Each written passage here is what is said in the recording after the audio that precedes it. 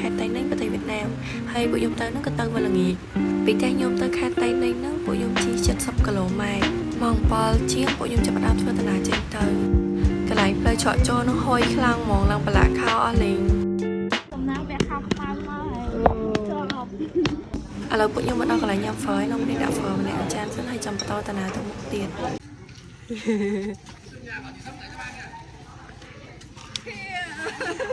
ចៃលុយទាំងលៀនចង់ភ័យទៅ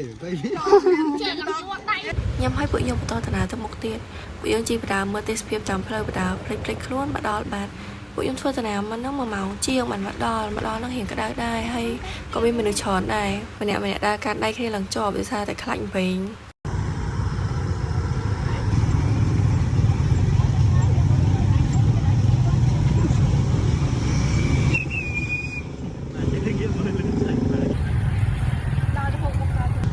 ដល់កន្លែងយើងចូលទៅខាងក្នុងហើយអញ្ចឹងយើងត្រូវចូលទៅទិញសមុទ្រសិនហើយសមុទ្រហ្នឹងសម្រាប់មនុស្សធំម្នាក់460000ដងខ្ញុំភ្លេចបាត់ហើយថាលុយខ្មែរអស់ប៉ុន្មានហើយព្រោះពេលនេះខ្ញុំអត់បានគិតទៅហើយគ្នាខ្ញុំ3នាក់អស់3,68,000ដងចាំមើលអត់ឃើញខ្ញុំថានេះកាន់កាមេរ៉ាបន្ទាប់ពីបានសមុទ្រហើយនាំភេដាចូលទៅហើយគេក៏ស្កេនសមុទ្រយើងមកតង់សិនសមុទ្រដែលស្កេនលើកដំបូងហ្នឹងអានឹងគេឲ្យមកយើងវិញទេតតែដើរចូលក្នុងអាគារហ្នឹងมันត្រូវស្កេនសមុទ្រមួយសាទៀតតែសមុទ្រដែលត្រូវស្កេនម្ដងទៀតហ្នឹងគេឲ្យមកយើងវិញព្រោះសមុទ្រហ្នឹងសមុទ្រជីកធវអញ្ចឹងពេលឡើងទៅជីកធវស្កេនម្ដងហើយពេលចុះមកវិញត្រូវស្កេនម្ដងទៀតចឹងគេឲ្យមកយើងវិញឥ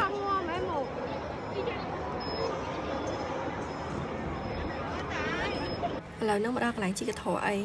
ហើយនំគ្នាឈរនេះចិត្តគ្នាដើម្បីបានជីកធរនឹងមួយហ្នឹងទាំងអស់គ្នាហ្មងព្រោះពេលទៅហ្នឹងមនុស្សច្រើនដល់ពេលអញ្ចឹងឲ្យខ្លាចគេចាប់យើងដាក់កធរជាមួយអ្នកផ្សេងចឹងនៅឈរបដុំគ្នាដើម្បីបានឡើងកធរជុំគ្នាបានជីមកនេះថៃលើយើងឃើញអីគេជីនៅអនសាណាយ៉ាងមើលដល់ក្បាលខ្លាំងចង់ប៊ូលីជីហ្នឹង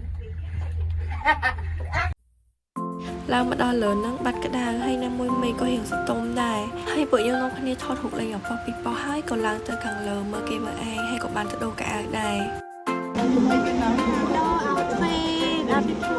អត់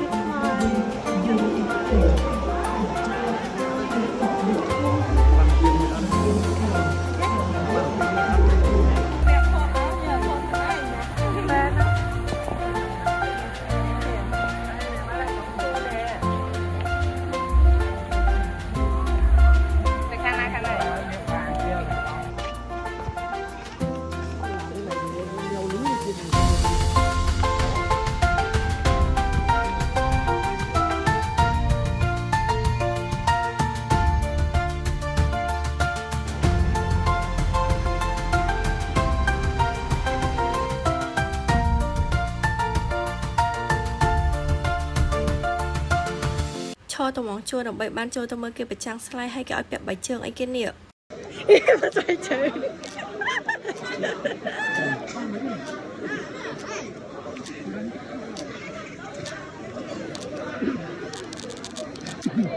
មកបៃជើងឲ្យមើលមុខគេមកបៃជើងអត់បានពាក់ក្បាលបានឥឡូវខ្ញុំបានចូលមកដល់ខាងក្នុងហើយអង្គុយចាំមើលគេចាក់ស្លាយនឹងឲ្យមើលស្លាយនឹងគេរៀបរាប់ពីប្រវត្តិរបស់ភ្នំបាដែនហ្នឹងតោះឥឡូវទៅមើលស្លាយនឹងជាមួយនឹងខ្ញុំ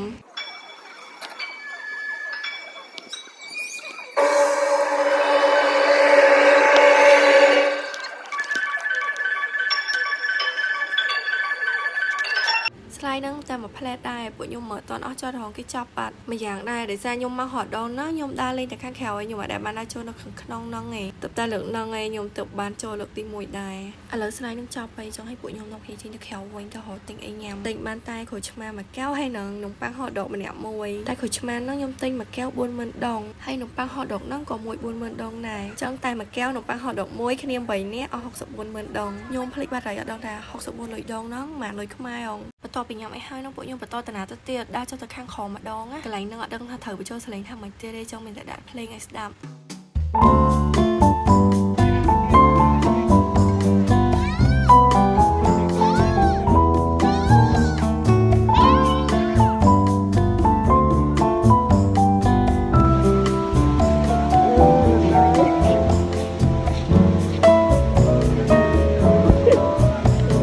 ដើរលេងចប់ bay là đo máu scan spot chỉ cái thọ cho ta khang khổng vinh bé ta vây nhang có hiểu miên mình chọn đai hai viên bộ nhôm lắng slon hot cho cái thọ khai ở toan nó bé chỉ cái thọ lang mà nó sơ ở gì ta bé cho ta vây nhang với hiện trao rồi ta bên trong lòng mới cho ta khang khổng tới mẹ mà hiểu phây đài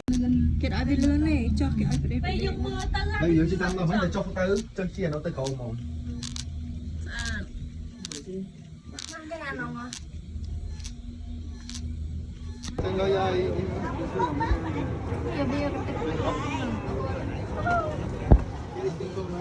cho bị lơ mong quay những bộ nhôm đi họ là bỏ cắt trường phật hay bé phật hai nó còn nó hay đa lên nên nòng mình tịch tiệt khênh cái lộ bánh trang ăn nè tinh xạ mà nẻ mùi ta với ngay cái lạnh snow đọc bé ảo bộ bánh trang ăn khéo nó mẹ rồng hai thôn khăn khá kha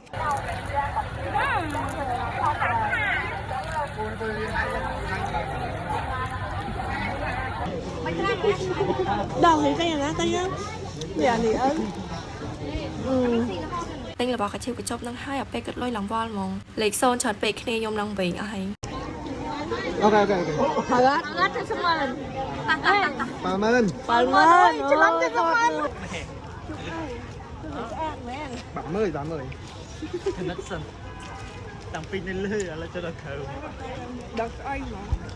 នេះកំពុងតែដើរទៅកន្លែងផ្ញើម៉ូតូវិញពេលមកអត់សូវម៉ានទេតែពេលទៅវិញមានអារម្មណ៍ថាឡើងរករាក់ហ្មងម្នាក់រៀងអស់ខ្យល់ដែរដោយសារដើរច្រើនពេកឯហ្នឹងមានអ្នកខ្លះបានកម្លាំងចិត្តមកពីស្រីស្អាតដោយសារសបោស្រីស្អាតច្រើនណោះពេលចឹងហាក់សោះហត់ទេ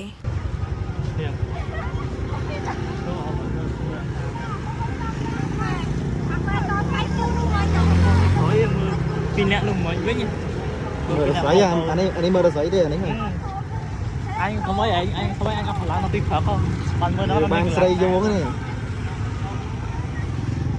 បាយមកខ្ចប់ឲ្យតាំងពីផឹកមិញប៉ុន្តែទើបតែបានញ៉ាំដាក់ម្នាក់មកប្រអប់ហ្នឹងឲ្យហល់វីដេអូហ្នឹងចប់ត្រឹមប៉ុណ្្នឹងហើយពេលមើលវីដេអូហ្នឹងចប់ហើយកុំភ្លេច like ផងបាយបាយ